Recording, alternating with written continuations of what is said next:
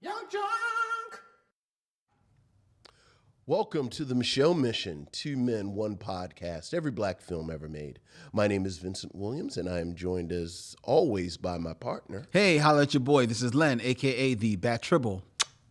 And this evening, as we finish up our summer 2K journey through July, we will spend time once again with Shad Lil Bow Wow Moss and Brandon T. Jackson in 2010's Lottery Ticket, brought to us by Lynn Webb. But before we get into the winning number, Nice. how are you this evening, Lynn? I'm doing great. How about yourself? Chilling, cold chilling, maxing, and relaxing. All right. Yeah.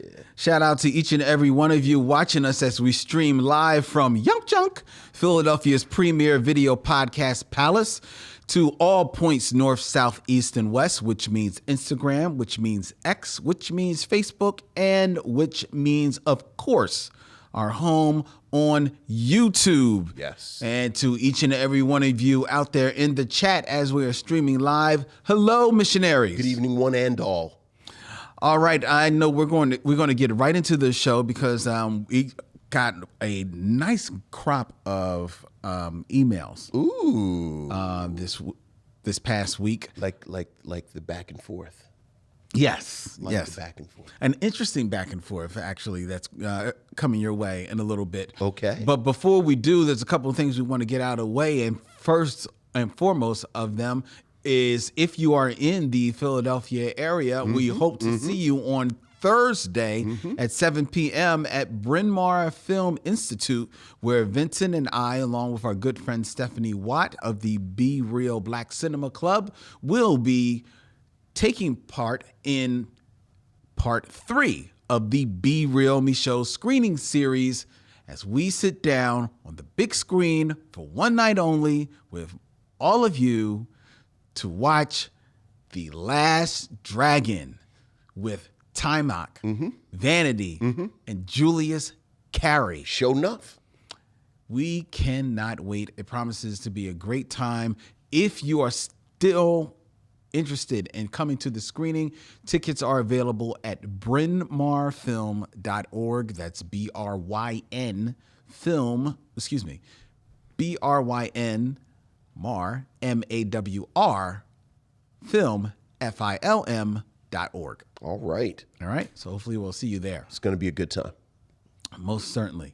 If you are, perhaps because you're out of town or for whatever other reason, unable to make it out to the screening, then perhaps Vincent and I can share a little bit of news for you because, as you know, we are huge geeks. And on Thursday, August 1st, Amazon Prime will be premiering the newest Batman animated series. Yes, they are. Yes, Brought to they you are. by Bruce Timm and Matt Reeves. Yeah. Quite a team. Quite a team. Bruce Timm, the executive producer and creator, or one of the creators of the Batman animated series from the 90s, and Matt Reeves, the director and writer of the most recent Batman movie from a couple of years ago. They are joining together to produce Batman Caped Crusader. The new animated series, which will be premiering this week on Amazon Prime. And the Micheaux Mission, Vincent and I, we were fortunate enough to actually have the opportunity to take in the entire series just a couple of weeks ago. We were unable to even talk about this. I know. But let me tell you, we are very excited about what is coming your way. Isn't that correct? Very excited, very excited. If you are a fan of the original series, the classic series at this point, the 90s animated series, I think this is a good successor. Most certainly. This is a period piece. Well, yes, because for those who were fans of the animated series from the 90s, while it did take place technically in present day, it was the style of it was meant purposefully to be very a mixture of present day, but old school aesthetics dating back into the 30s, 40s, and 50s to try and keep it from being too dated, as it were. And actually, that attempt was proved successful. Sure. And then, of course, it always also reflected the quote-unquote dark deco aesthetic from the Tim Burton films. Most certainly. Of the time, which, much like that, kind of had this timeless quality to them. Right. This series is actually, as Vincent alluded to, a period piece. Yeah. This Batman series actually takes place back in the 40s. Yeah, unapologetically. Yeah. And as Bruce Timm has said, this is a series that features a Batman that is almost in his primordial state of development. And maybe into like his first month of being Batman. Yeah. But outside of some of those aesthetics of Batman, which will be very familiar to you, and there will actually be some characters that are familiar to you, they have been reworked and tweaked a little bit. And in very interesting ways. But it still works. Yeah. It still works. Yeah. It is the type of series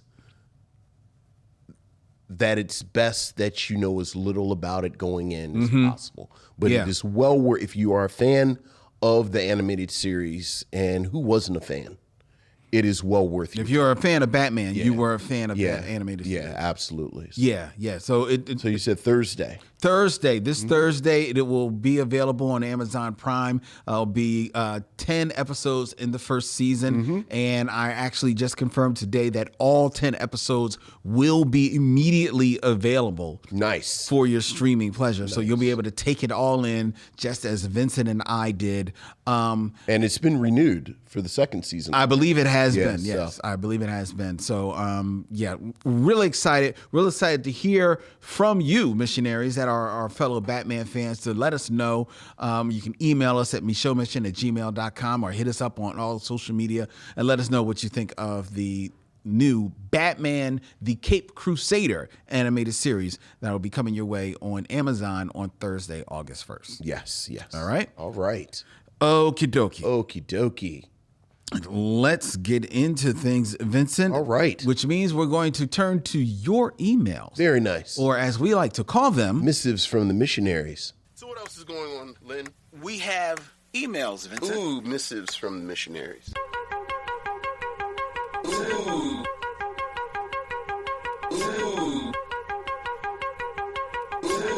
Missives from the missionaries.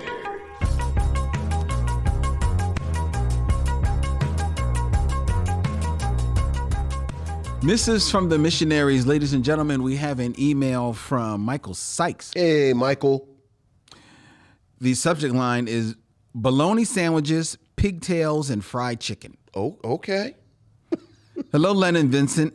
Have you noticed how in the movie The Devil in a Blue Dress, the food scenes were some of the key scenes in the movie? Yes.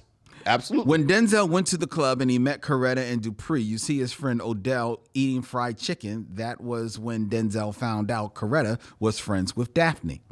Or how when Tom Sizemore's character surprised Denzel at his house making a bologna sandwich. That was Denzel's last straw, asking help from Don Cheadle, a.k.a. Mouse. Last but not least, when Don Cheadle and Denzel visit Dupree, Don Cheadle was eating pig's feet. Yeah. That was the scene when Denzel found them pictures. It's also common things black folks ate back during the Great Migration. It's amazing how food was part of key scenes. Len and Vincent, y'all did an amazing job on that episode. P.S. This question is for Vincent. Okay. All right. Since you are a fan of Sanford and Son. I am. What are your thoughts on Sanford and Son Season 3, Episode 24, Hello, Cousin Emma, Goodbye, Cousin Emma? Yeah, Cousin Emma. The episode where Grady's freeloading cousin Emma came to stay with them. That's Love right. your fan, Michael Sykes. I remember that. Yeah, episode. Played by an actress we've seen whose name that slips my mind, but she probably most famously plays Cliff's mother on The Cosby Show. Oh, that's you know what? I never put two and two together. Sure is. She She is. That episode is actually part of my argument that the much maligned non-Red Fox season of Sanford and Son is not that bad. Like, there are some good episodes, and that is one of the good episodes. Clarice Taylor, that's right, Cousin Emma. I'm gonna make you a big breakfast. Yeah. Do you like pancakes? I'm gonna make you a big breakfast. And Grady said, ask how many times she's been on welfare. Go ahead, ask me. Only twice. Yeah, I love that episode. That is a good episode. It's a fun episode. And I hear you about that season, the season where kind of like Grady takes Fred's place. Yeah.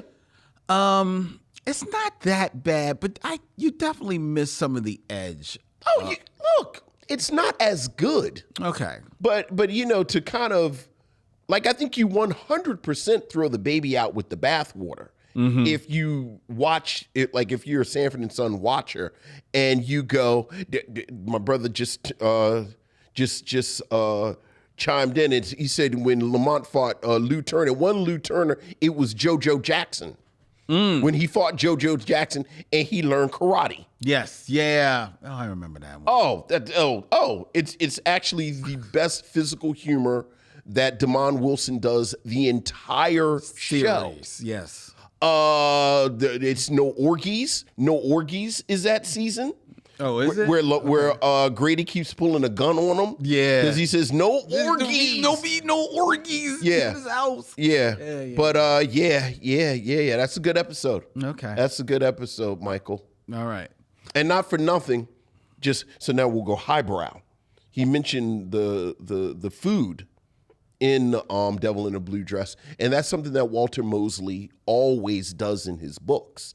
As Michael pointed out, that is shorthand a lot of times for the Southern roots of the black characters in the 50s, 60s Los Angeles. And food plays a prominent part in Walter Mosley's other character, Socrates Fortlow, I believe his name is, the always outnumbered, always outgunned character. So, okay, yay for food in Walter Mosley. Are you familiar with the AMC theater? AMC movie channel, their television series Monsieur Spade? I am not. It stars Clive Owens as Sam Spade from the Dashiell Hammett novels, and it takes place is after the war, and he's moved to France. Oh, I have heard about this. Yeah, and it's an interesting series. I started watching it, and I ultimately lost interest in it, but because it was just moving a little bit too slow. But it's a beautiful series. Yeah, and I love the concept. It's an actual beautiful series, and I'm just making sure I didn't get something wrong. Go ahead. And actually thinking about it, when I heard that Clive Owens was playing Sam Spade, there's a part of me is like, Clive Owens as Sam Spade, but it works because it's an older Clive Owens, right?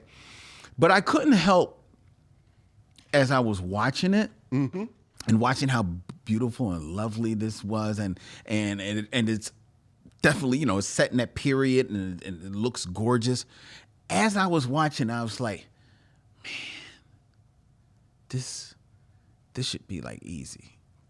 Look, this is what somebody needs to be doing with Easy Rollins. Again and again, we talk about it all the time, man. All the time, and at some point, somebody's going to make an Easy Rollins show. I know. And there will be few people happier than me and you. I know, man. The last time I thought about this was probably the Perry Mason show on HBO. You are my man. Yeah. Yep. I think we kind of talked about it. Yep. Because it was clearly an Easy Rollins show. Like, you could even just kind of shuffle the cast around. Exactly. And put my man in the lead. In the lead, you got Easy Rollins. Yeah. Oh, yeah. Yeah. Yeah. All right. We got another email. This is from, we can't have one Michael write us and not the other. This is Michael Lockett. All right. Subject line, Elizabeth, I'm coming to join you, honey. 2 Sanford and Son emails. It seems to be. Greetings, Len and Vince. Since you reference it from time to time, occasionally I find myself down a rabbit hole and thought I might share. Okay. When you mentioned Red Fox concerning Harlem Nights, I got the feels for my youth and Sanford and Son, as well as my dad's Red Fox albums. Nice. As I basked in the Red Fox glow, I watched Roll Bounce. I am not certain how many people inside or outside our culture realize how progressive Red Fox was in his thoughts, actions, and deeds during his time period. Roll Bounce would have been a great film for him to produce or have a cameo in. It's funny, true to the essence of the 70s and deals with real-ish in petty real ways. It was a great choice, and I am happy I finally watched it. On my time travels, I sadly had to fall into the time stream of Soul Plane. If Red Fox could have talked to the writer, director, and producers of Soul Plane, he might have easily dropped a "you dummy" on them. This movie was atrocious in every way except opening some doors for some and paying a whole lot of people of color. This film made me embarrassed that any black person had a role in putting this out there for general consumption. Red Fox, in my opinion, might have literally grabbed his heart and looked to the heavens if he had seen this ish. On a quick aside, it was mentioned to Len that at some point you two should switch roles on the show. It's a brilliant idea. Oh, boy. It instantly made me think of some of the great role reversal, bad guy being the hero, films, and who might play in them if they were redone by us, with us starring. I would love both your thoughts on, say, Midnight Run with Robert De Niro. Yeah. Casablanca with Humphrey Bogart. Yeah. Old Boy with Choi Min-sik. You saw the original Old Boy. You know, I've never actually seen Old Boy. I look, talk about conversations we keep having. Look, at least once a year, it comes up that I haven't seen Old Boy. You have that face, which you justifiably should have that face. I feel embarrassed and small that I haven't seen it. Okay. And then I hope that the shame that I feel right now will prod me into finally watching it. But in an hour, I'm going to get distracted. And then the cycle begins anew. You're being very generous with an hour. But I just want to hear Mr. Completus. Yeah. Please don't say that you have watched the Spike Lee version of Old Boy. I haven't watched the Spike Lee version because I haven't seen the original. Okay. Yeah. All right. Because I was going to cut you. Oh, well, hopefully there's no violence. Not so early in the show. All right. Well, thank you for that email, Michael. Thank you, Michael. We appreciate you. I actually just watched Midnight Run again for like maybe the 20th time. I absolutely love. Of course. You can't watch Midnight Run too much. That movie is so good. It's absolutely fantastic. Oh, my God. It's so good. Yeah. I don't know if I'd want to see them cast in it, but what I realized, and at this point, I don't think it's a spoiler because it's been everywhere. Like they marched them out at Comic-Con. I didn't realize that I needed a buddy film with Wesley Snipes and Ryan Reynolds until this weekend.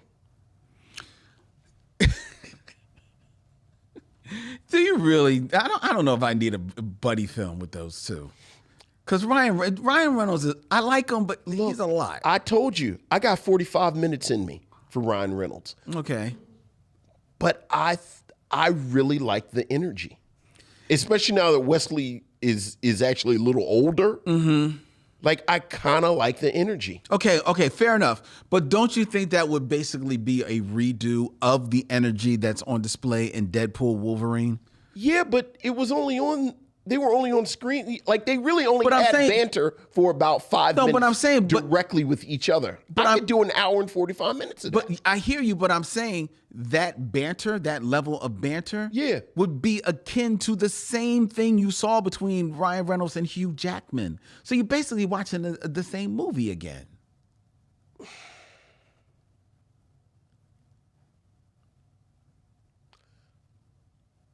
as much as they acted, I think there was like that camaraderie is right under the surface. I think Wesley Snipes genuinely did not like him. Like, I know we've all, it was a 20-year joke and this, that, and the other. But I think Wesley Snipes genuinely did not like him. And now the power has shifted to the point where, now we got to pretend that we didn't that we didn't like each other. Right. Like both of them told us, you're going to believe us or you're lying eyes. Okay, fair enough. Even though I want to believe that while he didn't like Ryan Reynolds, and a lot of it was just the way he met him. It was the situation, and the situation, and what he represented of that situation. And I 100% agree with you, but I also think that Ryan Reynolds doesn't really help his case. Fair enough. Even though, what do we know? He made $211 million. I mean, look, man. In a movie that we both admittedly saw. We saw it. We saw it, ladies and gentlemen. We saw it. Look, man. I bet everybody is in quite the good mood. I bet they are. I bet everybody is a friend now. Yeah. And it's an entertaining movie. But the only way that I could see your premise working with the two of them is if... you'll have to help me on this. Ruth Buzzy. No. What was the Batman series, the last Batman series that Scott Snyder did? It was a separate piece where Batman is walking around with Joker's head. Oh, The Last Night. The Last Night. The only way that works, if Wesley Snipes, again, as Blade, because as he told you in Deadpool Wolverine, there is only one Blade. Which, sidebar, I'm going to go ahead. I'm going to put a very modest $5 down. It would not surprise me if the Mahershala Ali Blade falls apart and they actually bring Wesley Snipes in. I'm not going to bet a lot of money. Okay. But I'm a bet $5. Watch this space. Okay. Fair enough. I can actually see them bringing him in, but not necessarily the project falling apart, because I think Mahershala Ali really wants to do it. And I think with them having the opportunity to do it with Wesley Snipes would make him even want to do it more. I think he wanted to do it, but I think over the past year, I would suspect maybe things have changed a bit. No, you're right. But I think Wesley Snipes might restoke the fire in him. So do you see two Blades or? I can see them figuring out something. Like two Blades? All right. Yeah. All right. But anyway, let's the only way we can get off of this. Just to finish the thought, the only way I see that working is if Wesley Snipes as Blade is on some, walk, and he's got the head. He's got the head of Deadpool. The head of Deadpool talking. Okay, yeah, sure. That's the only way I see it working. Sure. All right. Sure. All right. So we got another email. Okay. This is from Corey P. What's up, Corey? The subject line: "The Fresh Prince of Bel-Air is what the Cosby Show could have been." Okay. Hi, Len and Vincent. If you guys happen to run out of ideas to base your months on, I would say, since you guys spoke about black movie remakes, I think it would be fitting to do a month of black movie remakes like The Color Purple, House Party, and even White Men Can't Jump. Another suggestion is a month discussing movies from across the pond, our black British brothers and sisters. Okay, the remakes thing, I don't know. Good ideas. What I'm about to say regarding the subject line will probably ruffle some feathers. Ruffle? Well, I love ruffling feathers. That's right. The Cosby Show could have been a show that stood the test of time, like The Fresh Prince, but it does not. The Cosby Show, in my opinion, does not hold up even with all the controversy. I always felt like The Cosby Show was of its time period, and it just feels dated. But something I noticed The Cosby Show lacked was portraying the black experience in a realistic way. The Fresh Prince had two characters, Will and Carlton, who represented different black experiences. Will from the street, suave, ladies' man who loved all things hip-hop, while Carlton was a black nerd that loved Tom Jones and Bryant Gumbel. The Cosby Show, to me, did not take the risks the Fresh Prince did, like racial profiling and defining blackness. I also noticed black people over the age of 50 will defend the Cosby Show like their life depends on it. Mm-hmm. I suggest reading The Fresh Prince Project by Chris Palmer. Sorry for the late email. I am glad you both are finally reviewing Lottery Ticket, as it may be my favorite Bow Wow and Brandon T. Jackson movie. I didn't realize that was a genre. Cannot wait to listen to the episode from a fellow missionary, Corey. What do you think about this ruffling of feathers in regards to the Cosby Show vis-a-vis versus the Fresh Prince? I think it is a conversation that, quite honestly, you can't even begin to have. Like, this is damn near a binge lounge. I will say I disagree. I am over 50 though, so maybe I'm who he's talking about. But I do disagree. I think it is. This is what I will say. This is what I will say about the Cosby Show, and then we can move on, because again, I think this is a huge conversation. I think pound for pound, there has never been another sitcom with a bench as deep as the Cosby Show. And by bench, I mean you have the primary cast, okay, and then the supporting characters, how it goes out in concentric circles. Mm-hmm. I think pound for pound, when you look at the bench, whether of characters, whether you're talking about Carl Payne for the couple of years that he was on, whether you're talking about Theo's crew when he was in college, including the dearly departed Michelle Thomas, mm-hmm. whether you're talking about Olivia, Raven Simone, because I count her as a bench character because she's outside of the initial five, mm-hmm. whether you're talking about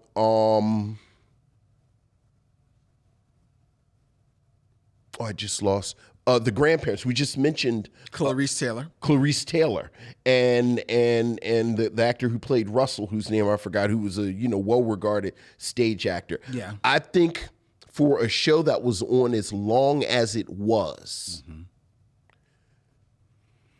much like I just said about Sanford and Son, when you watch the episodes from that season, I think there is much more gold in the later episodes than we give it credit for as a sitcom. And I think part of the challenge that the Cosby Show has had, and I think Corey alludes to it, is that we spend so much time talking about it as a cultural phenomenon, as this sort of reflection of the moment, mm-hmm. and then now with everything that we know about Bill Cosby, the shadow that has put over the entire show, mm-hmm.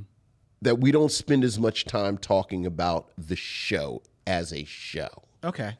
And I'll say that. And then I'm actually going to pull Micheaux privilege, and I'm going to cut the conversation off because this is very much a long conversation. I only just want to ask one question. Mm-hmm. When you say show and it's deep bench, yes. As far I know, your caveat was in the world of sitcoms. Sitcoms. Were you talking about sitcoms in general or just black sitcoms? Generally the bench. Mm-hmm. Like I think we can make arguments about the primary cast mm-hmm. of Taxi versus the primary cast of The Cosby Show, mm-hmm. the primary cast of WKRP in Cincinnati versus the primary cast of The Cosby Show. But like a lot of these shows, they're on for however many years. Once you get to certain seasons, you fool around and you get the Cousin Oliver effect. Okay. Where the primary cast, half of them aren't on this episode, half of them show up and they're just sort of phoning it in because mm-hmm. now I'm rich and this, that, and the other. Mm-hmm. And I think once you get to the fourth and fifth, we didn't even mention Erica Alexander. Right. Erica Alexander shows up, and then with her and Alan Payne and how that revitalizes it a bit. Mm-hmm. So that's what I'm. Yes. Okay. Yeah. I disagree with you, but we're not. Who has a better bench? Again, the bench. Yeah. Who? Yeah. I would say, off the top of my head, and one you may not count as a sitcom, but I do. But off the top of my head, I would say Frasier. I would say... No, stick with Frasier.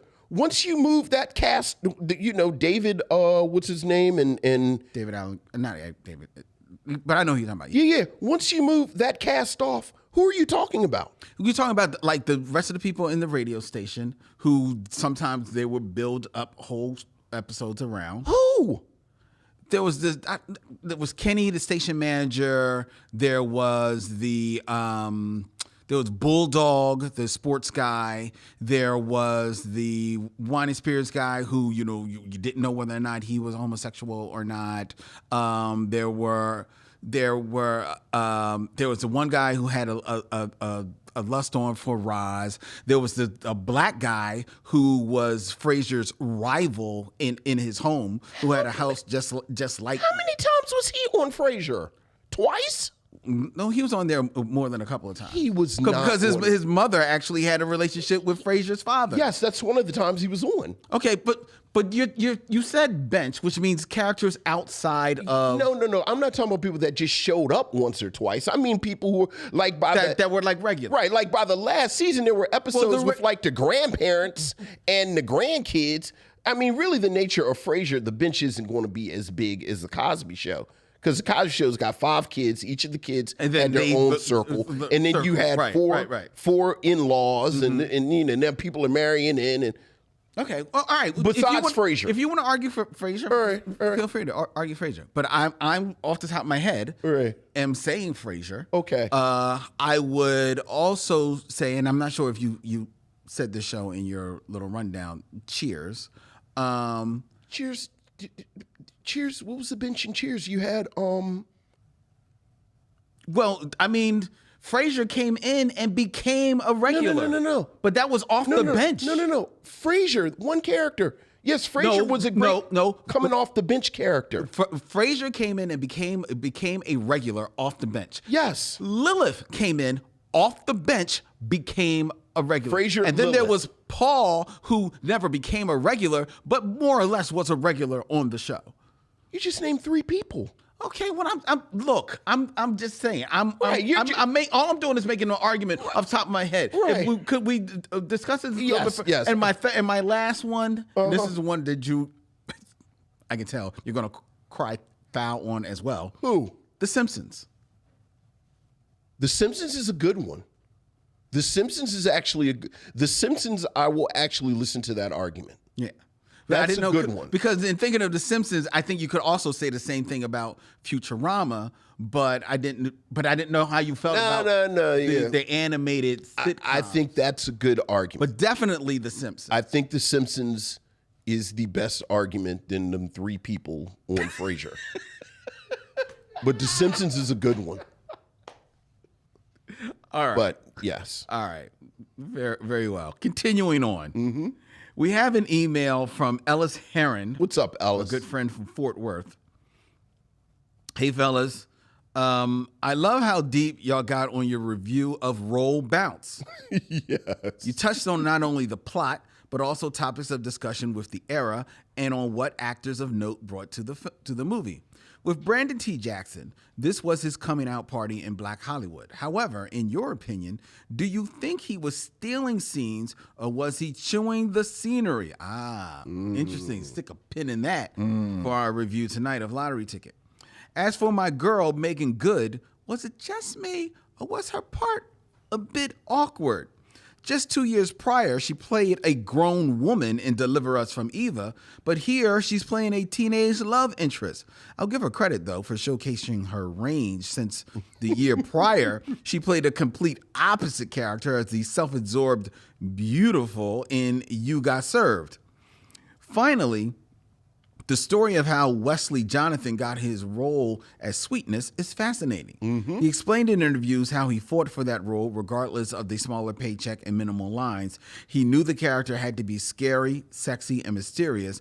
In the end, it all paid off. Out of all his movies, he's most recognized for this character. And I actually thought that he did more films. He actually didn't do a lot of work after that. It is one of the great tragedies of Black Hollywood that he hasn't worked more. Ellis continues, I do have to apologize for not being specific about my box office prediction last week.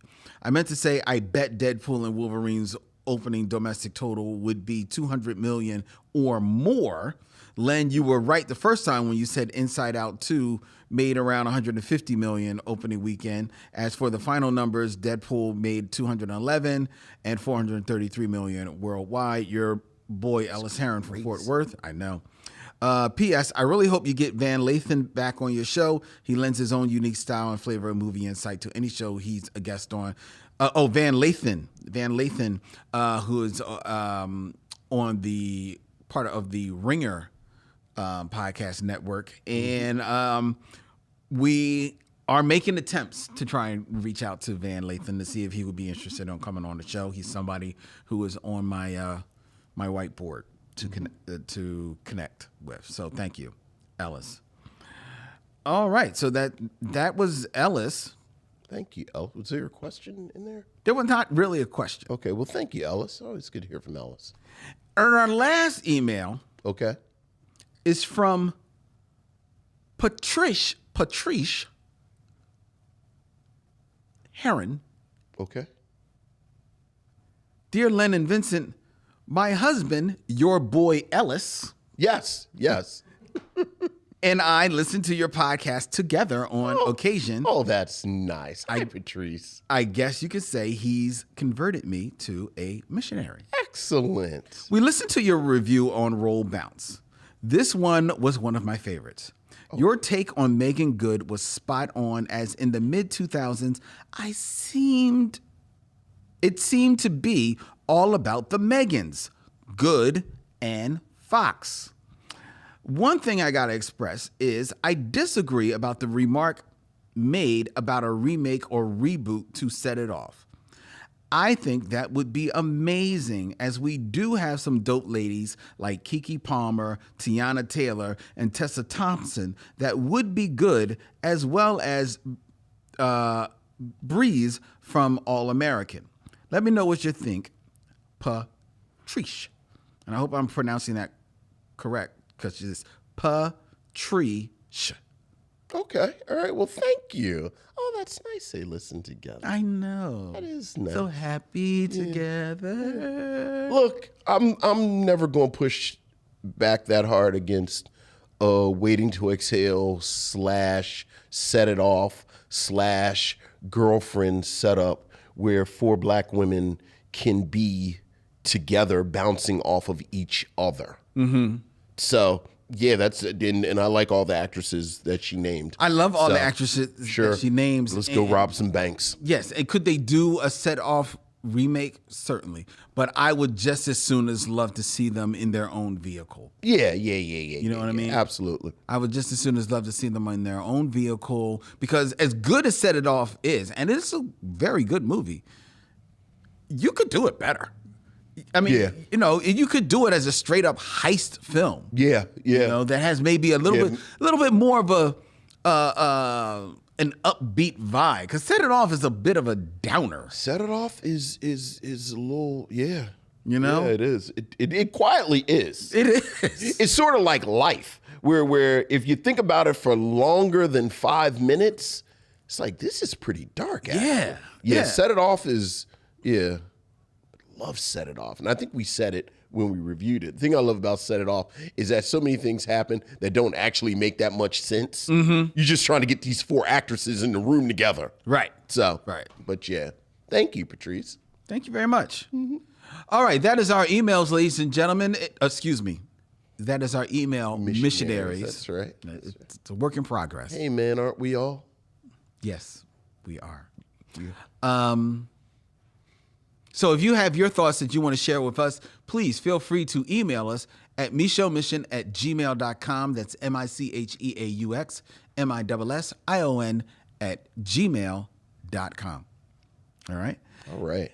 And before we move on, 2 things. One, I want to let you all know, if you're not aware, that this episode of the Micheaux Mission is brought to you by BetterHelp. And if you're thinking of getting therapy or, interested in just learning a little bit more about therapy, give BetterHelp a try. That's help, H-E-L-P. And go to betterhelp.com/MM for 10% off of your first month. That's betterhelp.com/MM in the promo code. All right? And the other thing that I want to say is that I just want to make an announcement, Vincent. If you will allow me to just make one quick announcement. Okay. I am a very, very happy person. I think about my life, and I don't really have any huge problems going on right now. Everybody's got stuff. Everybody's got their stuff. But I don't have any huge problems going on. I wake up, and I am generally, most days, in a fantastic, happy mood. My daughter is doing very well. My second grandson is on his way, going to be due in November. Congratulations. Yes, due in November. I'm looking very forward. Them November babies. I know. My family's doing well. And since July of last year, I have been in an absolutely euphoric state because of my personal life.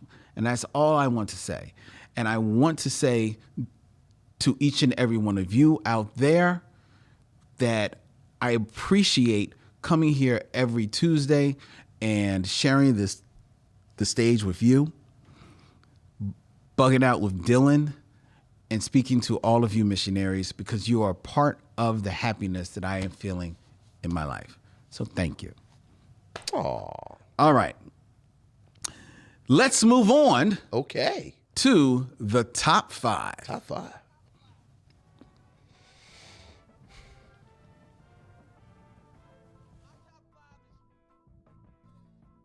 My top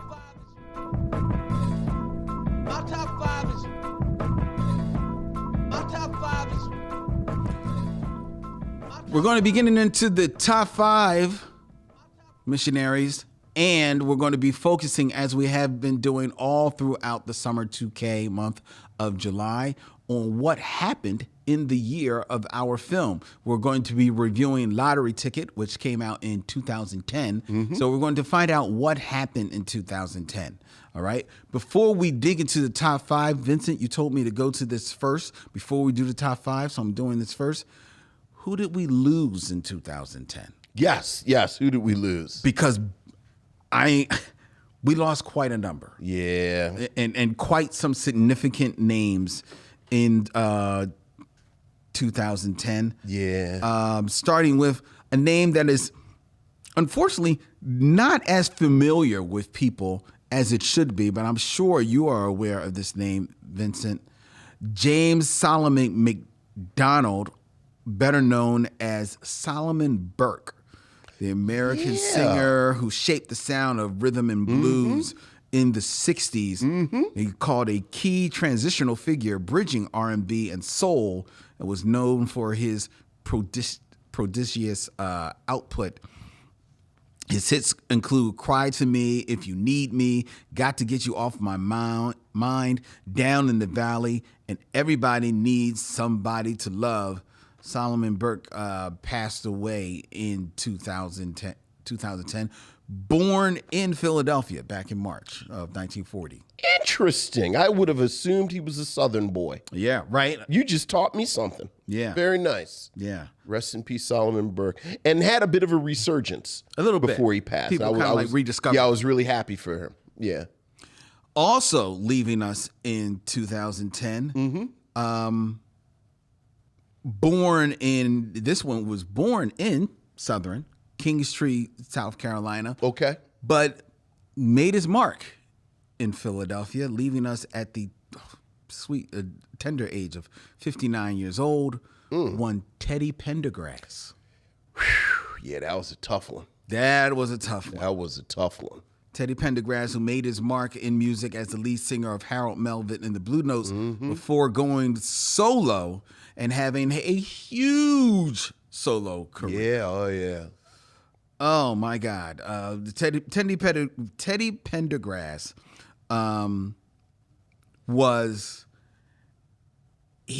amazing. I've never watched him. I never saw him live, but Showtime did a documentary. Yes, Teddy. Yeah, a few years ago. Oh yeah, that I watched, and I always knew about the Teddy phenomenon. Like, he was a soul man. His music, and I loved him because he felt like, I love R&B, but I love R&B where it sounds like a person is singing songs that they mean. Yes. Like they mean the words. Yeah. Teddy Pendergrass, he sounded like he meant everything he said. He did. So yes, did he want to get the women to throw their clothes up on the stage? Yes. Yes, and he did. Yes. But when he also wanted to make you cry, when he also wanted to, bleed his heart out to you, he did, and it sounds so authentic, so real. It's some of my favorite songs of all time by Teddy Pendergrass. Songs, and in that documentary, and I'm drawing a blank on the actual song, but it's a Beatles song that he sang live at a concert in London, and this is the only footage of it, because he sang it not long before his car accident, the infamous which car paralyzed him for the a good part of his life. Yeah.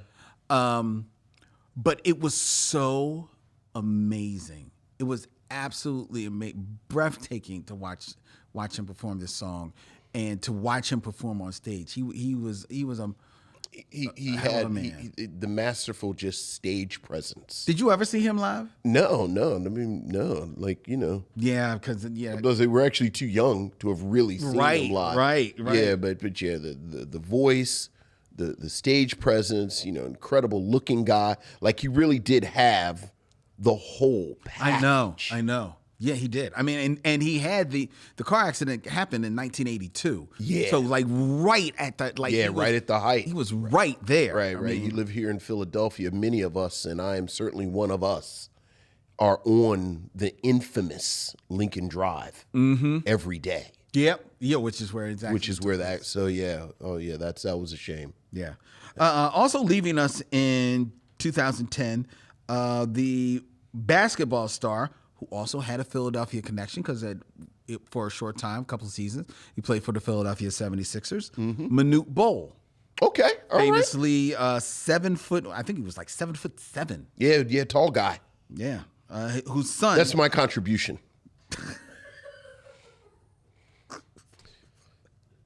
7 feet 7 inches. That's pretty tall.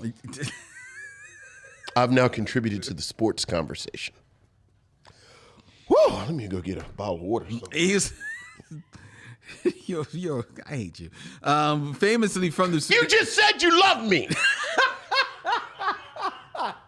What the hell, man? It comes and goes. I was about to say, it's an emotional roller coaster in here. Manute Bol, born in the Sudan, 7'7". Played in the NBA from 1985 to 1997. He actually played. I thought he played here. Yeah, he played here from 1990 to 1993 for the Philadelphia 76ers. At 7'7", mostly known for his defense. Once a year, he'd hit a three-pointer. Sure. But from all intents and purposes, from all accounts, a hell of a man. Okay. And a man who used the riches that he made in the NBA and took it back home to the Sudan. Excellent. And was like, he was notable for his efforts to promote human rights in his native Sudan and aid for Sudanese refugees. His son now plays in the NBA. Oh, nice. Bol is his name. Okay. So we lost him in 2010. Okay. We also lost this from the world of reggae music, Gregory Isaacs. Yeah. We lost in 2010. Milo Miles of the New York Times described Isaacs as the most exquisite vocalist in reggae. So that was a name that we lost. Your girl, Vanetta McGee. Yeah. Yeah. Yeah. Famously, we have covered her here on the Micheaux Mission for her role in Thomasine and Bushrod. And she'll be returning to Scream Blackula Scream. And Scream Blackula Scream. And she'll also be returning to the mission in August as she has a role in Hammer. But she passed away in July of 2010. Shame. Also, dipping back into the 70s TV grab bag, Gary Coleman. Yeah. Of the child TV star of the 70s and early 80s of Different Strokes fame, passed away in 2010. Yeah, sad. And then the final and, person that we lost in 2010, but who had a magnificent career, Lena Horne. The Horn. The Horn passed away in 2010. Wow, that was a tough year. Tough year, right? That was a tough year. Like, I was trying to nail it down to 3, and I just kept, I was like, I was about to say, yeah. I got it. Right? Well, yeah, I'm glad you started with that. So now let's actually go into, and hopefully it'll be a bit more uplifting. It will be uplifting as we go through the top 5 happenings in culture and black culture in 2010. Okay. Starting with number 5, Great Beginnings, 2010, in October of 2010, Instagram is found. All right. Before October of 2010, the only way that you could flex your photos digitally was through the Facebook photo album. Okay. Or, do you remember this? Photo Bucket. I do. You remember Photo Bucket? Yeah. But then Instagram took it all away and just ate it up. All right. So Instagram started in October of 2010. 1,000 fake lifestyles were launched. That's very true.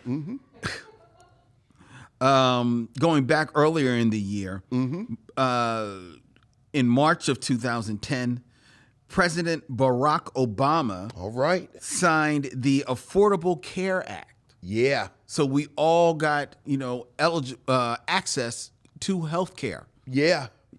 Almost all of America for the first time. For the first time.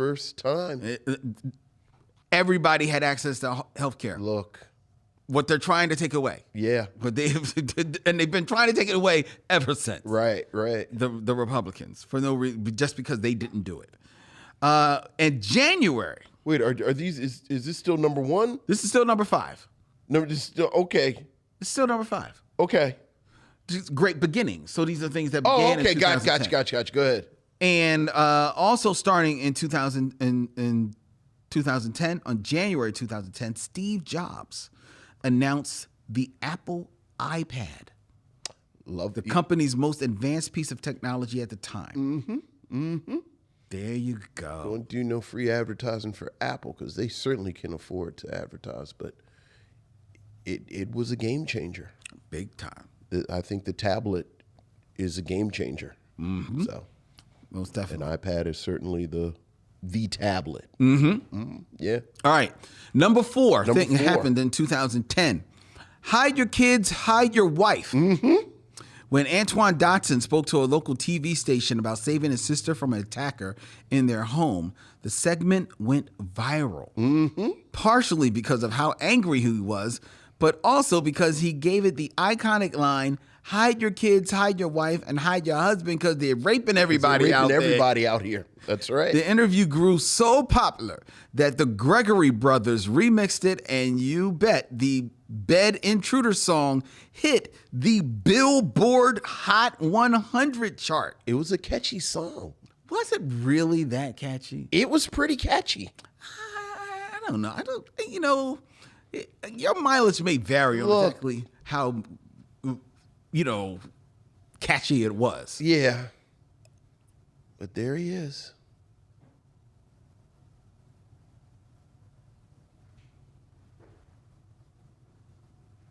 Hide your kids, hide your wife, hide your kids, hide your wife, and hide your... Hold up. You got to rewind that, Dylan. He's climbing in your windows, he's snatching your people up, trying to rape them, so y'all need to hide your kids, hide your wife, hide your kids, hide your wife, hide your kids, hide your wife, and hide your... I don't know how catchy that is. You say that's catchy. You ever see some things that happened in the past and you're just like, I don't even believe that happened. You can't believe that happened. Yeah, but no, that did happen. That was the thing. You remember that? I do remember that. Yeah. It was amazing that you remember that. I'm not a fan of the black spectacle, so the fact that it was catchy enough for me to overlook that, I thought it was kind of catchy. Okay. But all right. Number three. Happening in black culture in 2010. Football goes worldwide when South Africa, for the first time, hosts the Football World Cup Finals, the first time that the tournament was held in Africa. Campaigning for South Africa to be granted host status, Nelson Mandela had previously spoken of the importance of football, aka soccer, in his life, stating that while incarcerated in Robben Island prison, playing football, quote, made us feel alive and triumphant despite the situation we found ourselves in. With South Africa winning the bid, an emotional Mandela raised the FIFA World Cup trophy. I remember this. Yeah, I remember. Yeah, I remember. I actually really remember. Yeah, I remember this. Obviously, I'm not a sports person, but I do watch the World Cup. So I remember that. That was huge. And that was really big. Yeah, it was really big. And I remember it being big because it was to me the culmination of the changing of the narrative of South Africa. Exactly. That the release and election of Nelson Mandela created. I agree. Right? I absolutely agree. And I'll just add to that, I'm so happy that Nelson Mandela lived long enough to get these type of flowers. Exactly. So, but that was huge. To get these type of flowers and also to be able to bestow flowers onto his people as well. Yeah, absolutely. So I really appreciated that. Also in 2010, an anthem is born. Okay. Because the song of the year, Single Ladies, Put a Ring on It by Beyonce, ruled the airwaves and dance floors in 2010, winning her the Grammy Award for Song of the Year. And I will contend this song, which is now, 14? Apparently. 15 years old, is still very much an anthem, will still bring everybody to the dance floor, certainly all of the women. I mean, it will still make them put their rings up when they hear it, no matter where they are. I mean, if you've been to a wedding reception since then, like just the, I don't know if you have to pay residuals to play something at a wedding, but no, you don't. Just the amount of times that you hear it at wedding receptions when it's time to throw the bouquet. Yeah. Look, man. But okay, but that's a wedding reception. But I contend this song has become an anthem. Sure, absolutely. Like this is like a mantra for some people. Look, yeah, absolutely. The 2000s was the Beyonce's decade. Yes. Yes. Yes. Also, Manute Bol was quite tall.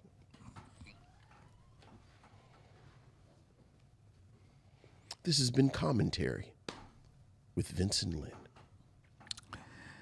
And the number one thing to happen in black culture and pop culture in 2010, and this one, Vincent is really going to enjoy. Okay. And I'm sure many of our missionaries will enjoy this because on February 5th of 2010, Epic Records released Soldier of Love. Oh my God. The sixth studio album by the English band Sade. Yes, sir. Yes, sir. Following the release of Lovers Rock in 2008, the band went into a 10-year hiatus. Sade was back. It debuted at #1 on the Billboard 200 with first week sales of 502,000 copies in the United States, making Sade's first #1 debut on the chart in 25 years.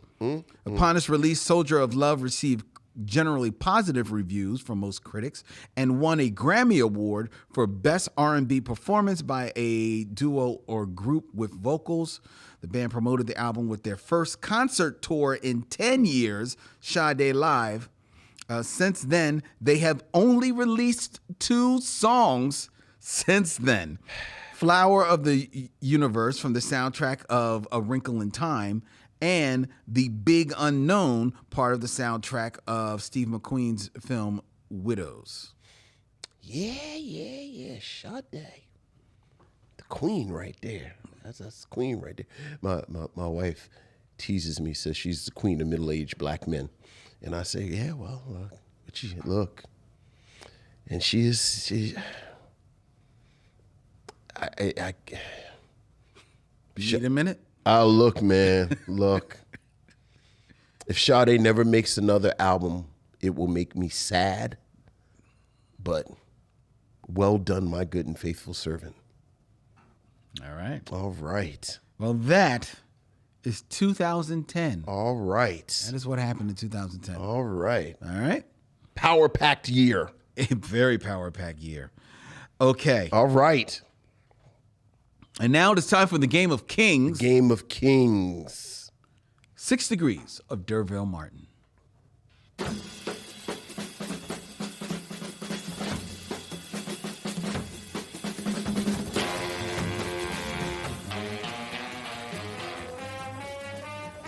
Six Degrees of D'Urville Martin, ladies and gentlemen.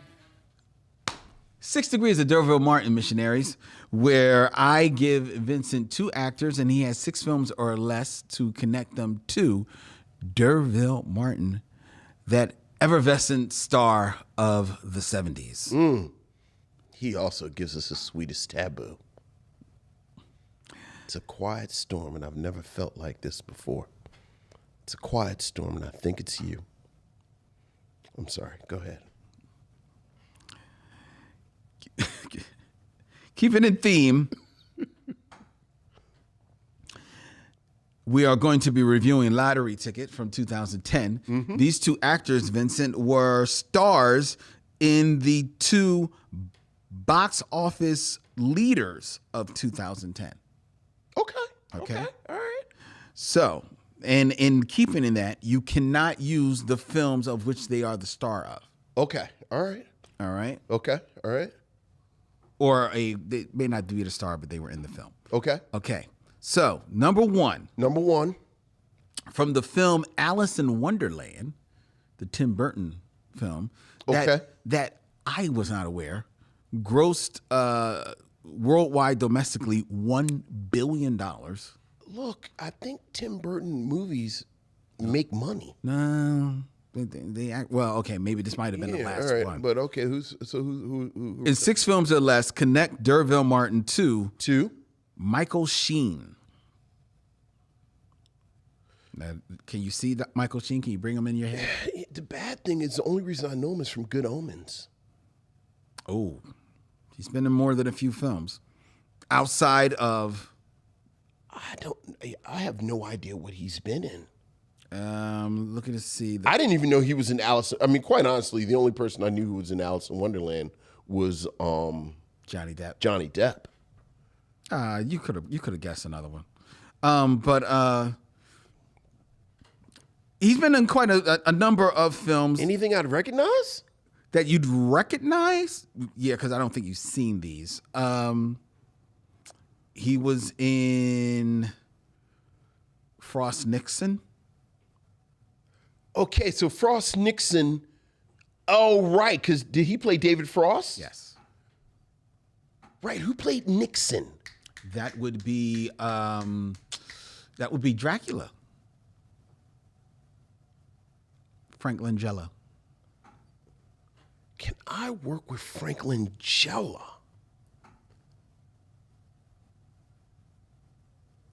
Okay. This is how I'm going to get to him then.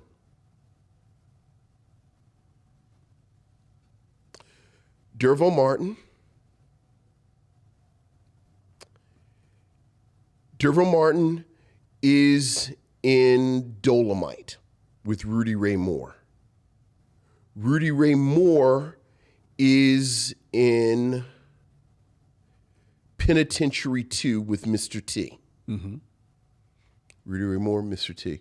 Mr. T is in Rocky 3 with, let's say Sylvester Stallone. Sylvester Stallone is in Rocky 4 with Dolph Lundgren. Dolph Lundgren is in Masters of the Universe with Frank Langella. Does Frank Langella play Skeletor? Is it Frank Langella? Is that Frank Langella that plays Skeletor? I'm really reaching, so it might not, but I thought Frank Langella played Skeletor in Masters of the Universe. Let me find out. Hold on. I will let you know. Frank Langella is, and I'm not looking at the, over there, ladies and gentlemen. Unless Who plays Skeletor in Masters of the Universe? If this is not his whole, that was theater. Okay, that's why I'm like, why don't you just look up Masters of the Universe? He should be like the second on the bill. Well, it was easier for me to get to his name. Okay, yes, he is Skeletor. Okay, and Frank Langella is in Frost Nixon with Michael Sheen. Very good, Vincent. Woo! Not oftentimes you get to talk about Masters of the Universe with Dolph Lundgren. How you like that, Len? How you like that one? I could have done without it, but very good. He's actually, but going back to Michael Sheen, he's been in a few movies. He was in the Twilight films. I never would have pulled him out of that. He played Lucian in Underworld, Rise of the Lycans. Yeah. He was in Blood Diamond. He was in The Queen. Oh, I didn't see The Queen. Yeah, because he plays Tony Blair. Sure, why not? Okay. All right. I mean, I know he's 100% fair game. Yeah. But he definitely has a career that would run parallel with something that I would have watched. And this is although I did want to see Frost Nixon. And this is a movie you saw. Okay. He was in Othello.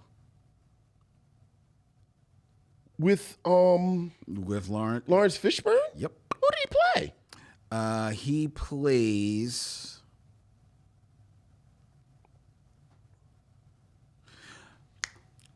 I'm going to mispronounce his name, but he comes in at the end from Spain. Lovicchio. Okay. All right. He's the person that comes in at the end from Spain. Yeah. That's who he plays. Okay. All right. Yeah. All right. He's sort of an actor's actor. A little bit. Yeah. Okay. All right. Yeah, that's a good one. All right. That's a good one. Number two. All right. One of the stars of Toy Story 3 from 2010. Oh, okay. Another film that made $1 billion. Look, man, them Toy Stories just printing money at this point. I know. And 6 films or less. And this is a person I think we actually have done before. Connect Derville Martin to Joan Cusack. Oh, we haven't done Joan Cusack at all. We did? I thought we No, we haven't done Joan Cusack at all. Because I'm super excited because Joan Cusack is in 3 of my favorite movies of all time. Really? Yeah, because she's always making movies with her brother, John. Mm-hmm. So she's in High Fidelity, she's in Say Anything, and she's in Grosse Pointe Blank. Oh, that's right. She is in Grosse Pointe Blank. Oh, yeah. She's not in Better Off Dead, which is my favorite of the teen movies, but it seems like she should have been. Oh, yeah. Joan Cusack. Yeah, like I like her. I do. Too. I like her, but I love John Cusack. Like Yeah. Like I said, those films I just rattled off are some of my favorite films ever. Mm-hmm. All right, so let's see. I'm like, okay, I know what I'll do because I don't know how often I'll be able to use Lisa Bonet. Derville Martin is in Hitman. No, Derville Martin is in Sheba Baby with Pam Grier. Pam Grier is in Hitman with Bernie Casey. Bernie Casey is in Cornbread Earl and Me with Lawrence Fishburne. Lawrence Fishburne is in Biker Boys, a ridiculously entertaining film that I cannot believe I haven't chosen, because Biker Boys entertains me to no end. And in a just world, Biker Boys would have had as many sequels as The Fast and the Furious. I'm sure that was the idea. He's in Biker Boys with Lisa Bonet.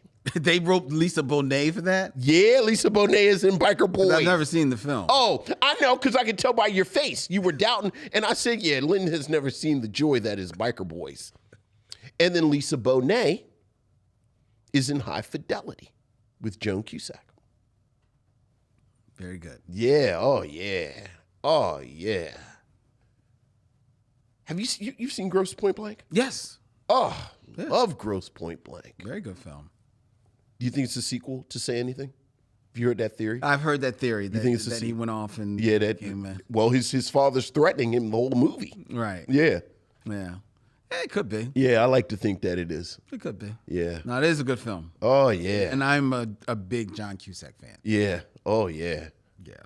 All right. Well, very good, Vincent. Oh yeah. We say in my house all the time. $2. $2. You owe me $2. Yeah, I have fun at your house. It's a fun house. It's a fun house, but it's also a fun house. Yes. All right. That's All 6 right. Degrees of D'Urville Martin All missionaries. right. My brother said Kadeem Hardison has an eye patch in Biker Boys, and also he's in a wheelchair. Ask me why he's in a wheelchair, Lynn. Why is he? Biker Boys.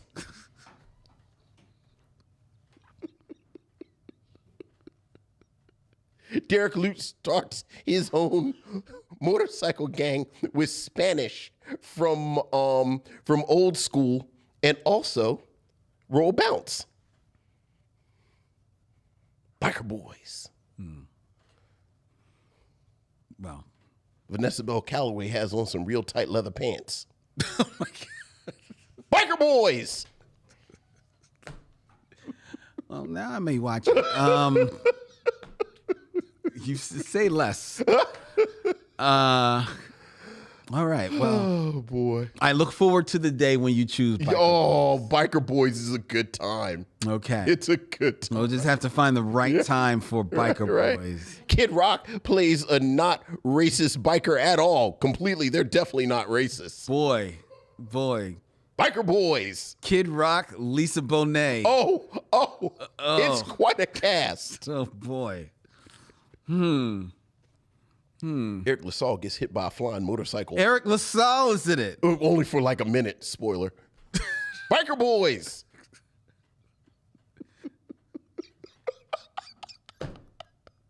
I'm sorry. I do love Biker Boys. I see. I do. I did not know this would be a trigger. Oh, Biker Boys is fantastic. And Megan Good. Megan Good is in Biker Boys. Everybody get a check? Lynn, it's like a mad world for black actors in the early 90s. Like everybody is in it. Now I want to see Biker Boys. Now we got to do Biker Boys. Now we have to do Biker Got to Boys. do Biker Boys. I may have to change one of my movies for August and make it Biker Boys. You see Biker Boys. No, I'm going to do Biker Boys because you're going to be a hater. So I'm going to deliver Biker Boys.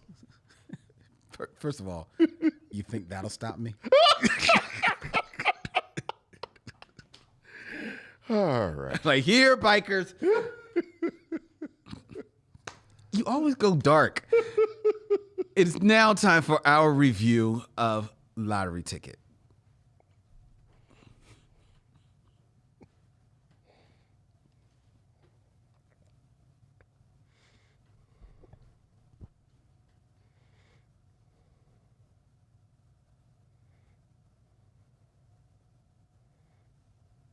I just wanted to look up the writer real quick. Oh. You swipe past your Biker Boys wallpaper on your iPad. Oh, boy. Who's the mom in Biker Boys? Oh, it's Vanessa Bell. That's Vanessa Bell because she's Calloway? Derek Luke's mom. Derek Luke's mom? Yeah. What year is Biker Boys? 2000 something. So that would be a young Derek Yeah, Luke. yeah. Vanessa Bell Calloway in tight leather pants. Yeah. Okay. All right, you ready? Not yet. Wait a minute. Lottery Ticket, a 2010 comedy and drama directed by Eric White. Stars Bow Wow as Kevin Carson, an ordinary guy living in the projects with a $370 million lottery ticket. Unfortunately, the claim office is closed for a long holiday weekend, and he must keep his good fortune a secret. But the news spreads like wildfire, and Kevin must figure out how to survive those 3 days among the friends, family, and neighbors who all want a piece of the pie. Besides Bow Wow, Lottery Ticket features Brandon T. Jackson, Terry Crews, Tiara Mare, Mike Epps, Notori Naughton, Loretta Devine, Leslie Jones, Charlie Murphy, Keith David, and a vast array of actors that we know and love, directed by Eric White from a screenplay written by Abdul Williams. Lottery Ticket was the choice of Len Webb as we close out Summer 2K here in July here at the Micheaux Mission. Len, how would you like to start our conversation about the film? Well, I'm going to start by revealing a secret to each and every one of you missionaries. A story that actually has been told before, but we've had new missionaries, and they may not have heard this tale, that Lottery Ticket is, in fact, the secret origin of the Micheaux Mission. Mm-hmm. It was back in 2010. I can't remember what the film was, but I was in a movie theater to watch a movie, and I am very diligent about getting to the movie theater early because I like to watch trailers. Sure. I love watching movies, and I like to see the trailers to see what movies I feel like I'm going to be looking forward to coming up next. And again, I can't remember what I was in the theaters to see, but the trailer for Lottery Ticket came up on the screen. And just off the rip, star Bow Wow, an actor at this point now, more so an actor than he was of a rapper, who I was like, okay, Bow Wow is making his move, making his transition into acting. So it looked, all right, this might be a silly little black movie to check out. Mm-hmm. And as that trailer went on, now mind you, this is 2010. This is before the advent of the 3-minute trailer, because now trailers are almost 3 minutes long. Right. But the trailer for Lottery Ticket, it felt to me as if this was 5 minutes long. And it felt that way to me because this trailer, I could tell, told the entire story of the movie. Sure. The trailer starts with, introducing you to Bow Wow and his character, Kevin, as, this guy living with his grandmother, Loretta Devine. He's got a best friend, Benny, played by Brandon T. Jackson, kind of known in the neighborhood. And lo and behold, he gets a winning lottery ticket, and everybody is after him for the money. For sure. Right? And what is he going to do with the money? He's got women coming on to him, Tiara Mare coming on to him. He's got some nefarious guys that are after him for the dough, and you've got the girl next door, that, hey, you should be doing right, and that's Notori Naughton. You also got from the trailer that he's going to have the question about, which way do I go? What do I do with this money? And then a grizzled old veteran comes and gives him words of insight. That's played by Ice Cube, before he realizes that, hey, I've got the money, and that means we've all got the money, and he's going to do for the neighborhood. This is from the trailer. Still the trailer. For the lottery ticket. And it was at that moment that I said, well, I don't need to see this movie. Because you've seen the trailer. I've seen the trailer. Told the whole story. Saw the whole story. I don't need to see it. In subsequent years, as I returned to the cinema, and in that following year is when I start the Black Tribbles radio show and podcast, and I'm really getting into my geekiness and putting that on display and my love of movies on display.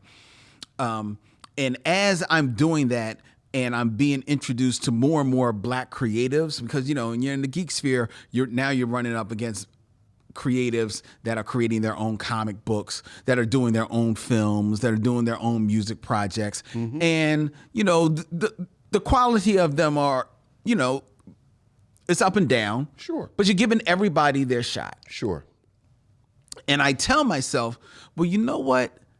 I'm watching this trailer, and Lottery Ticket is the start of 1,000 trailers that I'm seeing that basically are telling the story. And while it's not always Black films, it seemed to me that it was a lot of Black films basically gave away the whole story in the trailer, and thus I would not feel moved to watch them. And I told myself that, well, I don't think I'm giving them their just due, because one, I recognize that the trailer, more often than not, is not cut by the director. It's not made by the directors, the makers of the film. That usually is made by a totally separate production house, if not the production company, the producer, like the distributor of the film themselves. So sometimes the director doesn't have any say on what is going into the trailer. So, and also, if I'm being true as a creative, and I'm asking people to give me a chance,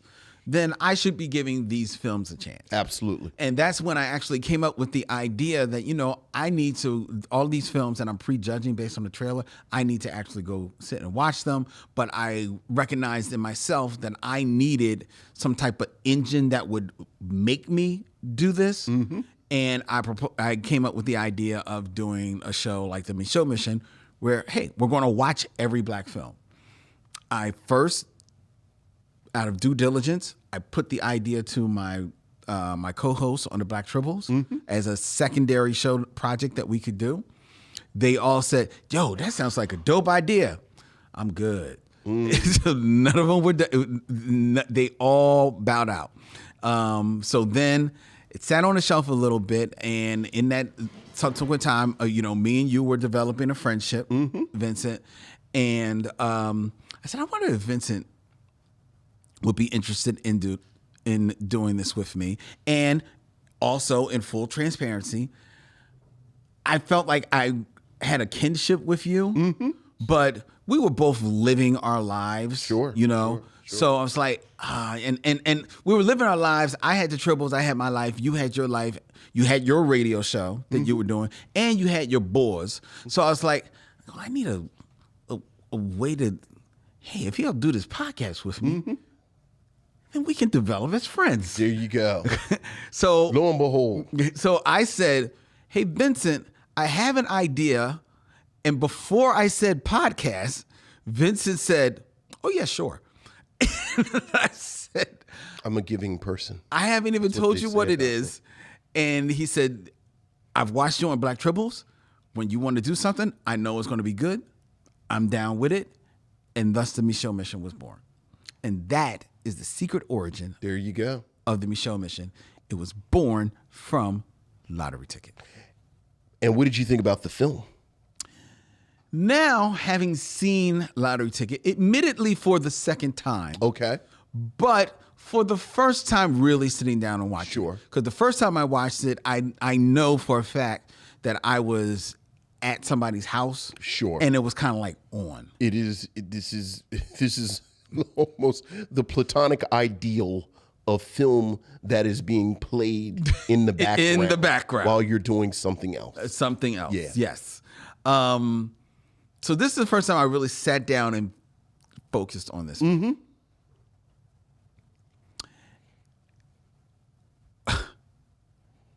the trailer does tell the entire story. Yeah.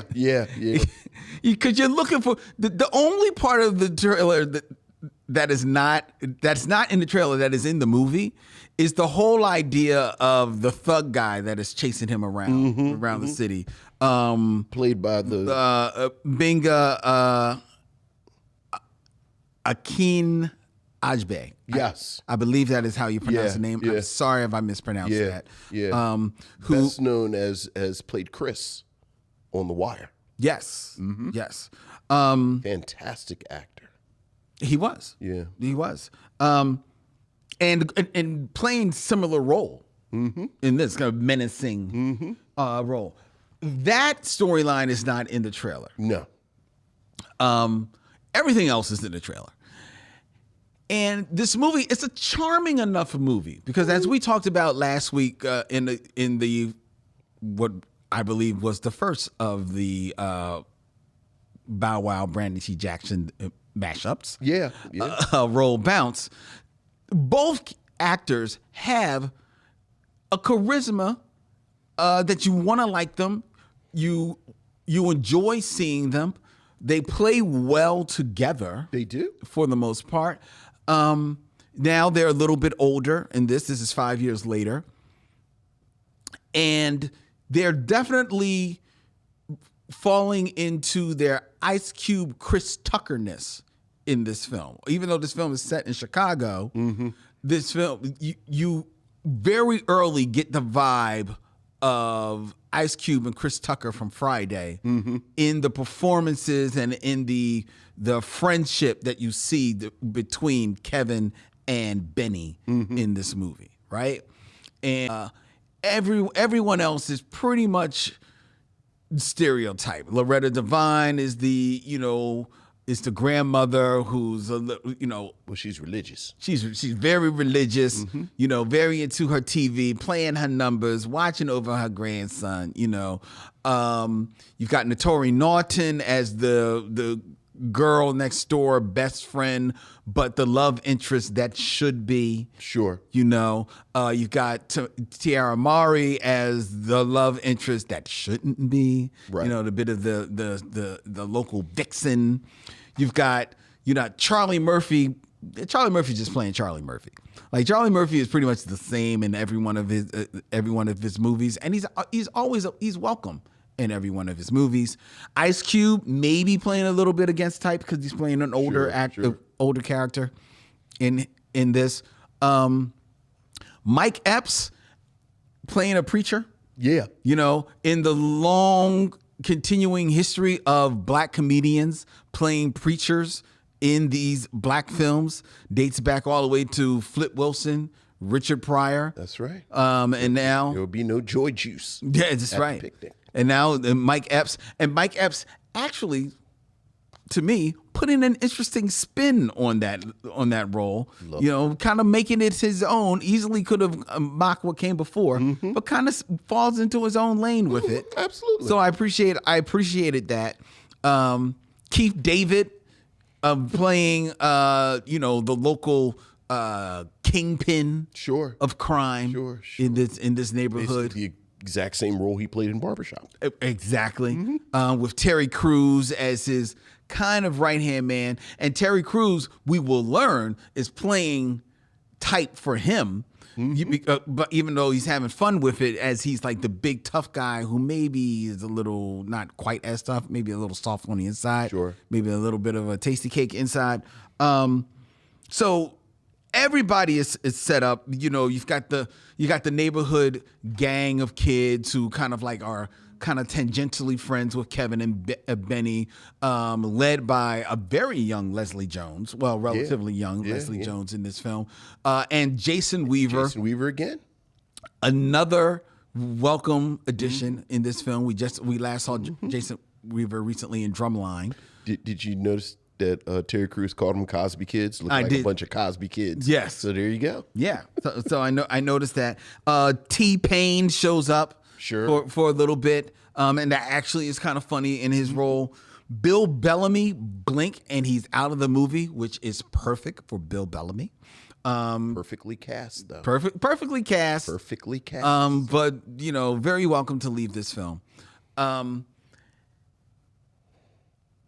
It's a charming enough of a movie. Eric Wright is the director of the movie. I would say that the directing leaves little to be desired, and I think the editing is trying to make up for the poor direction, because there's a lot of jump cuts all over the place. There's a lot of ADR. Well, he's a video director. Yeah, he's a video director. You can tell his background. Yeah, but it doesn't play well with this movie, where you kind of want the camera to be locked in one place, so that we can just enjoy the performances and enjoy people bouncing off one another. Enjoy this story being told to you. It's not a super original story. He wins the $370 million, but he can't cash the ticket until after the July 4th weekend. So now he's holding on to it for 3 days. And in those 3 days, everybody in the world is after him.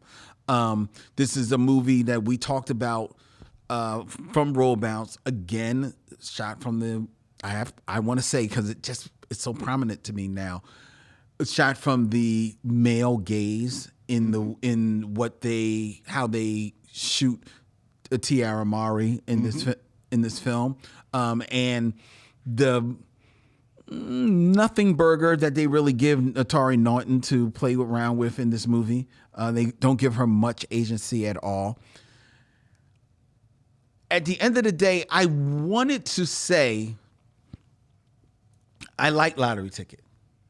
If I can't say that I like Lottery Ticket, the Lottery Ticket is the least fine. Watch Lottery Ticket, you'll like it.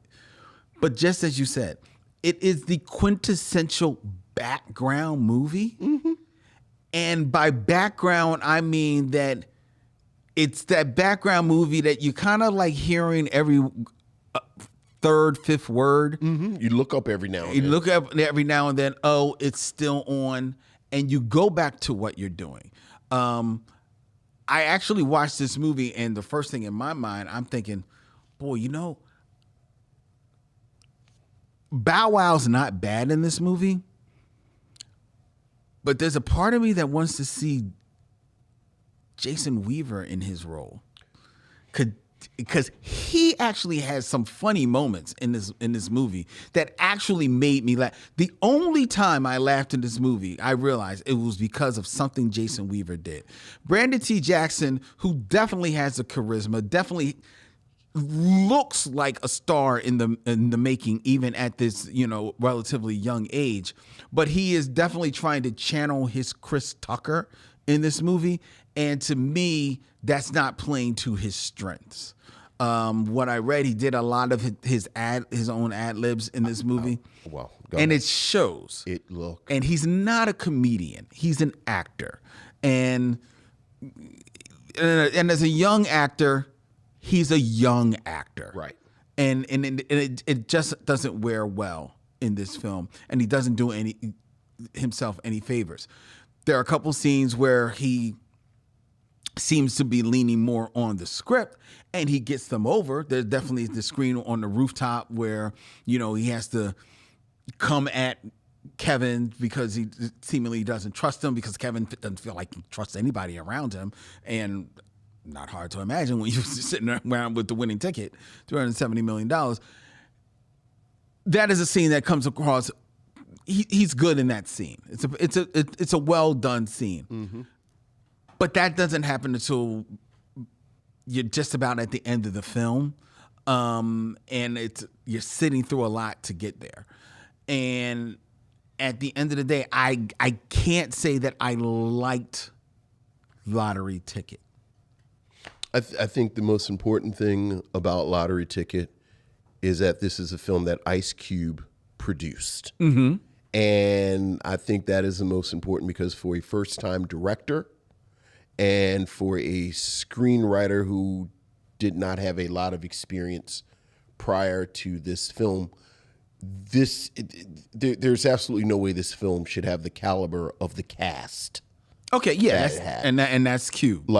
And certainly the vast majority of the cast, whether we're talking about Ice Cube himself, whether we're talking about Mike Epps, whether we're talking about Keith David and Loretta Devine, you got the sense that they're kind of doing Ice Cube a solid. You got me for 2 scenes. You got me for 2, maybe 3 scenes. And it is almost part of, I would say that this is a film that plays well in the background, but this is also a film that is almost tailor-made, speaking of Instagram, to see clips from. Yep. You know, you just cut out little vignettes from it. As you said, the story is barely a storyline. It's you know, I do think the complication of the office isn't open until after the holiday. I'll give you credit for that. Like, I like that as a complication. But as far as the narrative itself, it's just not there. And the best you can say about this film is that you can jump from moment to moment and say, okay, well, this particular moment I'm enjoying. You know, as you said, Charlie Murphy comes out. He's Charlie Murphy for about, in the entire film, maybe 7-8 minutes. And that's your Charlie Murphy 7-8 minutes. But I think a film like this, you need someone to take you from moment to moment. Yeah, you need that guy. You need that guy. It's sort of been ambient in our conversation since the beginning of the Micheaux Mission, and we were talking about it last week. I always think about something like Uptown Saturday Night, which in my mind is the pinnacle of these type of movies, of this form. Yep. But the thing about that is that you go from moment to moment, and of course you have Sidney Poitier and Bill Cosby, and they hold it together. I like Brandon T. Jackson. And much like you, I think Brandon T. Jackson is very talented, and I think he has good moments in here. But even before I read that he had did a lot of ad-libbing, you could tell. I could tell, because as much as I am fond of Bow Wow, he cannot match Brandon T. Jackson's energy in here. And I can tell Jackson is trying to pull something out of him. And I don't know what happened or didn't happen in the 5 years between Roll Bounce and this film, but that spark that Bow Wow has, you see it in Roll Bounce, I just don't see it in this. Yeah. And because that's not there, the chemistry's not there, which means that the House of Cards kind of collapses. Because he is supposed to be the guy. He's the central guy. He's the guy. I don't even know if I could rise to the point of saying I like it or dislike it. Like, it really is a film that's just sort of there. Like I know for a fact that I've seen that Mike Epps scene with him as the preacher giving his, I know I've seen that scene and didn't even know it came from Lottery Ticket. Much like you, I think you move Jason Weaver into more of a central role, you got something happening. Again, I think Jason Weaver is a very underappreciated talent. I know. And hasn't done anything. You're in bad territory, whereas you said Jason Weaver and Leslie Jones are part of this almost chorus that sits around. Every time Brandon T. Jackson and Bow Wow came and they kind of converged with the chorus, when they left, I wanted the camera to stay with them. Yeah. Because, when they say, when you win the lottery, would you buy a helicopter or a car? And I was like, I really want to hear this. Like, I want to hear this debate because there's energy there. There's this camaraderie. There is chemistry between the actors. Yes. Even at this point, like you said, Leslie Jones is young in her career, but you can tell she already has comedic chops. Like and I've said this before, I love Leslie Jones the most when she's just with black people. Mm-hmm. Like there's this weird energy she has with white people that I want her, like, you know, like I think about her in something like Top 5, which I loved her in. Mm-hmm. And I think you get that here. You know, I have to say the one thing I did kind of take notes of, and I nodded my head. I said, yeah, this is a real black movie. The plot detail that working at Foot Locker is a poison chalice. I said, yeah, that's real black right That's there. real. That's real. Because I have never, ever known anyone who worked at Athlete's Foot or Foot Locker that it didn't end up being a cluster F by the end.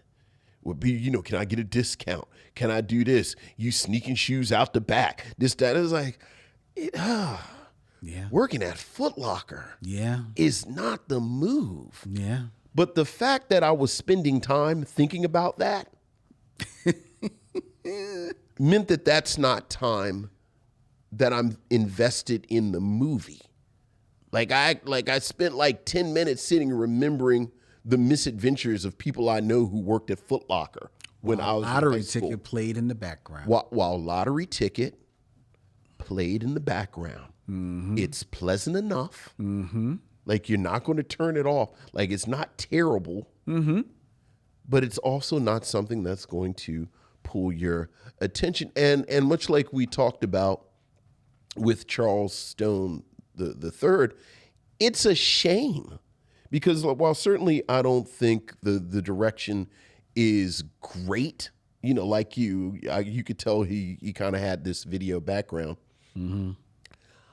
I don't think anything was so egregious in here that he couldn't have made got another shot. And this group of actors at this moment, you know, that we've now spent 2 or 3 movies with, you know, Jason Weaver, Brandon T. Jackson, Notori Naughton, who I like a lot. Mm-hmm. You know, I think they should have made 3 or 4 movies. Like I think, you know, I kind of grouped this also with ATL.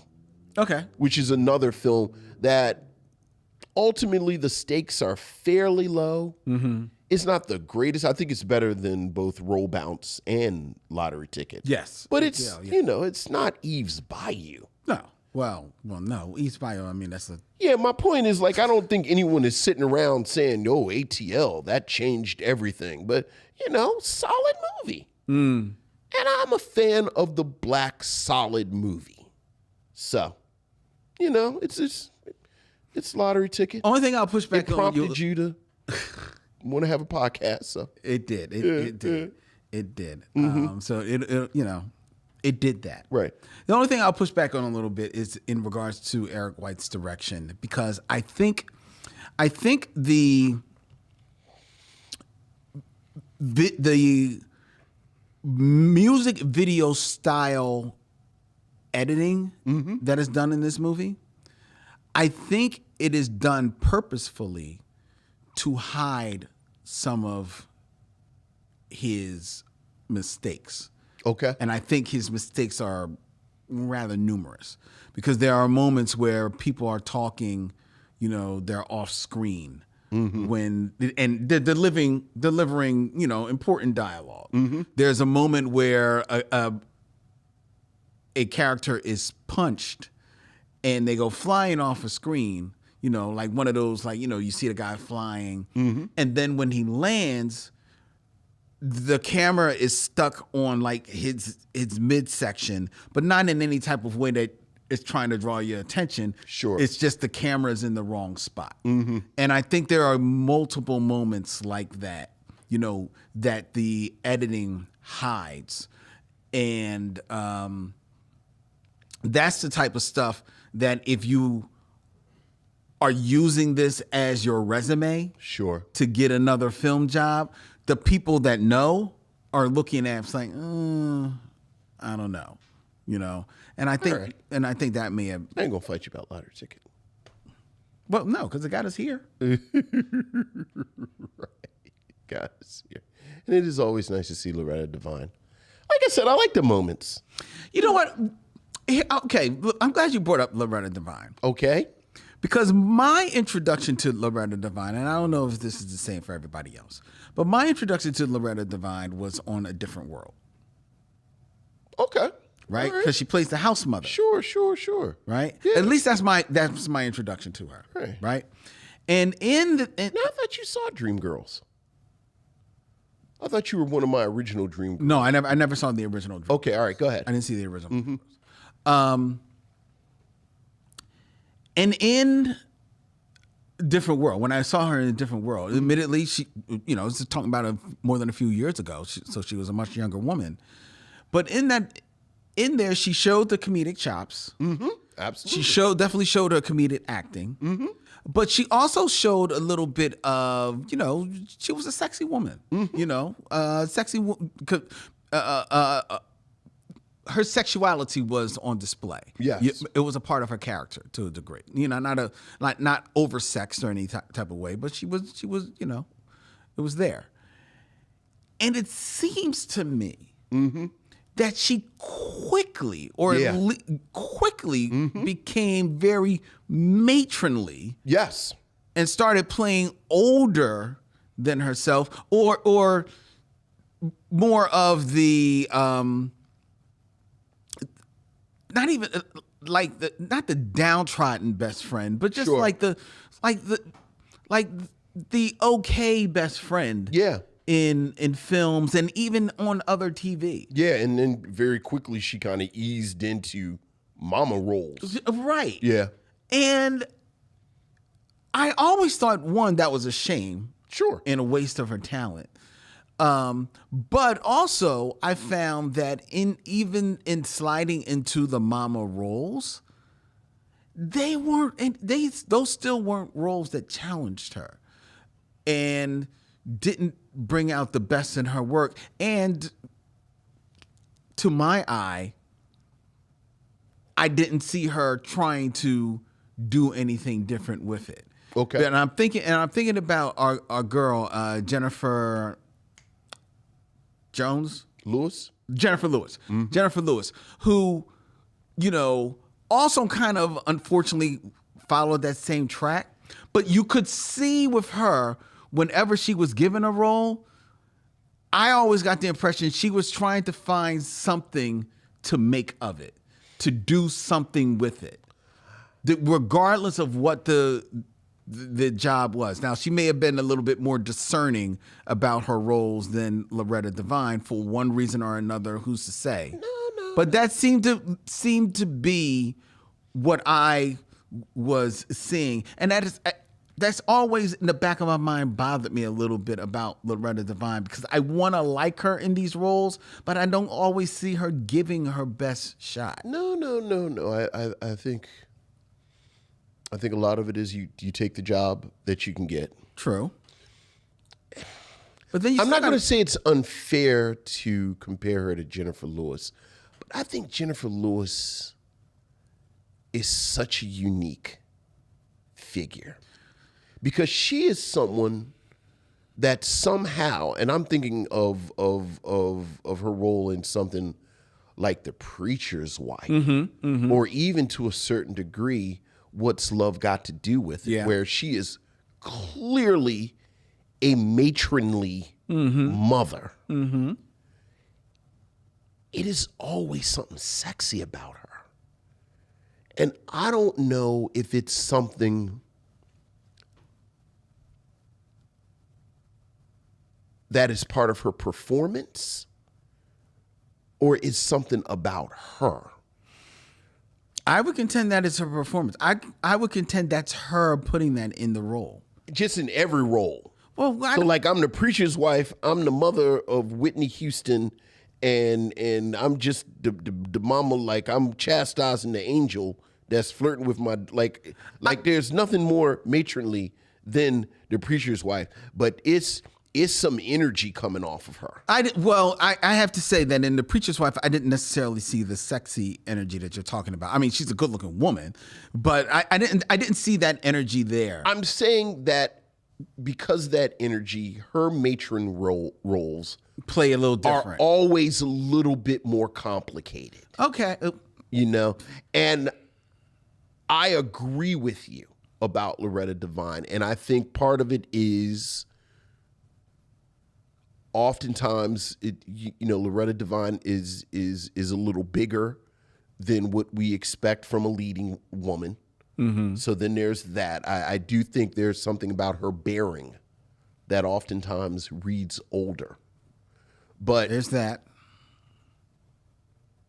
Yeah, but then don't mean to stop you. But think about Mabel King. Definitely had a more of a bearing. I don't think Mabel King could exist in a modern context, and I think Mabel King also really. Yeah. There's absolutely. There's absolutely right. Don't even get me distracted about this and go into my Mabel King on what's happening rant. There's absolutely no way whatsoever Mabel King could have existed, and it wasn't Mabel King.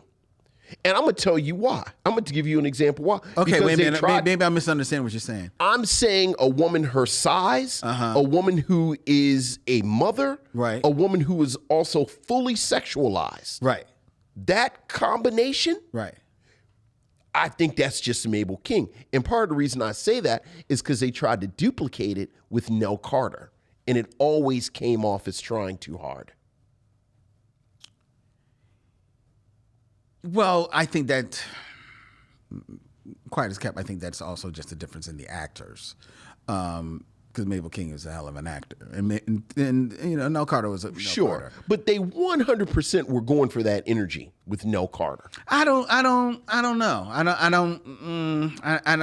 not sure I agree with that, but okay. Yeah, but yeah, I actually like Loretta Devine in here. Regardless of, I think she's a little playful. Mm-hmm. I think she's a little, what I really like her as a matriarch, another film that I guess we'll get to eventually. She plays this role in Jumpin' the Broom. But it's got a little edge to it that worked really well, if I remember. Did I see Jumpin' the Broom? I think I may have seen it. I don't remember. It's actually my man from The Boys. It's Mother's Milk. Oh yeah, and Paula Patton. Maybe I didn't see it. Yeah. Okay. Yeah. Well, we'll get to it. We'll have to check it out. Right. But once again, as the lottery ticket plays in the background, we're talking about other things. So I guess we should go ahead and do the formal part of the show. Would you recommend Lottery Ticket? I would not. Okay. I would not recommend Lottery Ticket. All right. How about you? I don't think I would. I don't think, there's no reason to watch Lottery Ticket. I don't think you're missing anything. I mean, hell, watch Roll Bounce again. There you go. Yeah. There you go. Good time. All right. All right, ladies and gentlemen, that does it for our review of Lottery Ticket. Before we tell you what's going to be coming your way for August here on the Micheaux Mission, I invite you to hit us up on a social media of your choice, whether or not it be Instagram, X, or Facebook at Micheaux Mission. Let us know what is on your mind. You can also join the Facebook group where we have lots of conversations with all of our missionaries. You can also find us on YouTube. Hit that bell so you can subscribe. You can hit the bell to be notified when we put up new videos, new shorts. And you can also tell a friend so that we can grow our numbers on our YouTube channel. The Micheaux Mission is also streams every Tuesday at 7 p.m. from Young Chunk, Philadelphia's premier video podcast palace. If you want to book your podcast or your video podcast in one of the many studios that are housed by the many Dylans here at Young Chunk, you can reach out to our Dylan. He's the head Dylan in charge, the HDIC, DYLAN at youngchunk.com. And he will gladly hook you up. The Micheaux Mission is also a proud member of The Podglomerate, thepodglomerate.com. They make podcast work such as ours, which will be returning next week for August. And August is for action. Oh, yeah. all month long. We are going to be rocking out with action. It kicks things off August 1st with The Last Dragon at Bryn Mawr Film Institute, our big screening. And then next week here on the Micheaux Mission, Vincent and I will be joined by our good friend Mike Dennis. Yes. Of Real Black. Yeah, oh yeah. As we sit down to review Riverbend. Yeah. A recovered classic. Yep. From 1990, starring the gone too soon Steve James. Steve James. Riverbend, next week here on the Micheaux Mission. Until then, he's Vincent, I'm Len, and in parting, we say, we'll see you when it's time to meet again.